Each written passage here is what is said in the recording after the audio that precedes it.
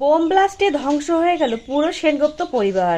দেখা যায় রুডি পুজোর দিন সূর্যদের ঘরে ঢুকে সূর্যর ঘরে বোম সেট করে এবং ছোট লাবণ্যকে আড়ালে পেয়ে তাকে জোর করে ধরে তার গায়ের সাথে একটা বোম সেট করে দেয় এবং তাকে নিচে পাঠায়।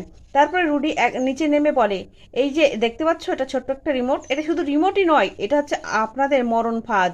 আমি আপনাদের জন্য মরণ ফাঁদ তৈরি করেছি।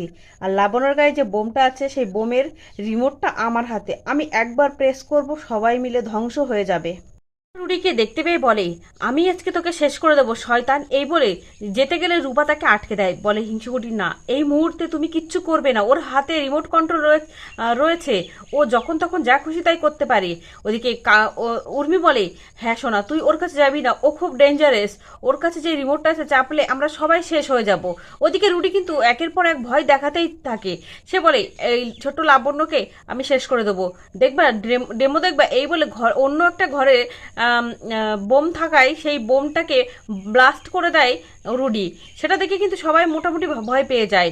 তারপরে বলে, এরপরে যেটা চাপবো সেটাতে এই লাবণ্য উড়ে যাবে, তোমরা সবাই ব্লাস্ট হয়ে যাবে, আর আমি এখান থেকে চলে যাব।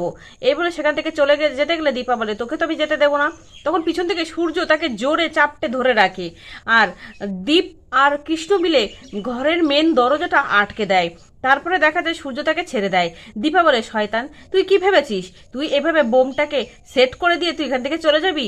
আমরা সবাই সবাইকে ভালোবাসি, তাই আমরা সবাই সবার জন্য মরতে রাজি আছি।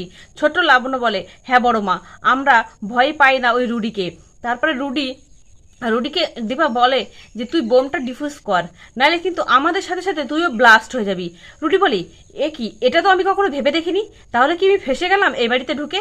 সূর্য বলে, তুই তো এই বাড়িতে ঢুকে পড়েছিস, এটা ঠিকই, কিন্তু তুই এই বাড়ি থেকে আর বেরোতে পারবি থাকে না। না, এটা হতে পারে না, আমি মরতে পারি না, আমি এ কি করলাম, আমি তবে কি ভুল করলাম? তবে দীপা কিন্তু তাকে বলে, শয়তান তুই বোমটা ডিফিউজ কর, নইলে কিন্তু তোর প্রাণও এখানে চলে যাবে। তখন রুডি কিন্তু ভীষণ ঘাবড়ে যায়। রুডি বলে, বোমটা ডিফিউজ করা যেতে পারি, একটা বোম ডিফিউজ করলে বাকিগুলো ডিফিউজ হয়ে যাবে।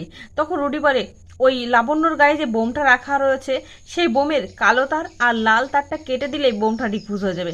একথা শোনা মাত্রই দীপা তাড়াতাড়ি দীপকে একটা কাটার আনতে বলে এবং দীপা নিজেই সেই ছোট লাবণ্যর বডিতে থাকা বোমটাকে ডিফিউজ করার চেষ্টা করে। দেখা যায় রুডির কথা মতোই সে কালো তারটা টাচ করে এবং কালো তারটাই কাটতে যায়। তখন রুডি বলে, খুব সাবধান, বাই চান্স যদি অন্য তার কেটে যায় তাহলে কিন্তু ব্লাস্ট হয়ে যাবে। রুডির তো মরণের ভয় ভীষণ, তাই রুডি বারবার ভয় পাচ্ছে। কিন্তু দীপা ছোট্ট লাবণ্যকে সামলে বলে, লাবণ্য তুই ভয় পাস না, আমি আছি, তোর ভালো মা তোর সাথে আছে, তোর কিচ্ছু হবে না, তোকে কিছু হতে দেবো না।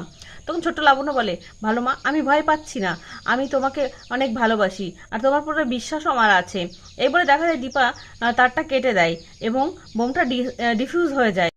সোনা রুডির কাছে যায়, রুডির কলার চেপে ধরে বলে, শয়তান তোর জন্যই আমার জীবনটা বেরঙিন হয়েছিল, আমার জীবনটা শেষ হতে চলেছিল, কিন্তু না, তোকে আজকে আমি নিজের হাতে শেষ করব। এই বলে সাপাটে চড় মারতে থাকে রুডিকে। এক পর্যায়ে রুডিকে মাটিতে ফেলে দেয় সোনা আর ভীষণ মারে। তারপরে দেখা যায় কৃষ্ণ, দীপ, সূর্য সকলে মিলে রুডিকে মারে। তখন সেখানে আড়ালে কুন্তলা এসে যায় এবং কুন্তলা মনে মনে ভাবে, এইভাবে রুডি মার খেতে থাকলে তো ও মারা যাবে, ওকে তো সেনগুপ্ত পরিবার সবাই মিলে পুলিশে দেবে, না না আমাকেই কিছু করতে হবে। ছুরি নাই আর সেনগুপ্ত বাড়িতে ঢুকে পড়ে এবং সোনাকে দেখতে পেয়ে সোনাকেই তাক করে এবং সোনার গলায় ছুরিটা ধরে আর বলে, ছেড়ে দাও বলছি আমার রুডিকে কেউ মারবে না, ওর যদি কিছু হয়ে যায় তাহলে আমি সোনার গলা ছাড়িয়ে দেবো, সোনাকে শেষ করে ফেলবো এই ছুরি দিয়ে। তারপরে সবাই ভয় পেয়ে যায়। তো বন্ধুরা, কুন্তলা কি সোনাকে শেষ করে ফেলবে, না সোনাকে তুলে নিয়ে যাবে, নাকি আবার কোনো নতুন ষড়যন্ত্র তারা করবে? কি হতে চলেছে অনুরাগের ছোঁয়া সিরিয়ালের পরবর্তী পর্বতে, সেটা দেখতে হলে অবশ্যই চ্যানেলটি সাবস্ক্রাইব করো আর আমার পাশে থাকো। ধন্যবাদ।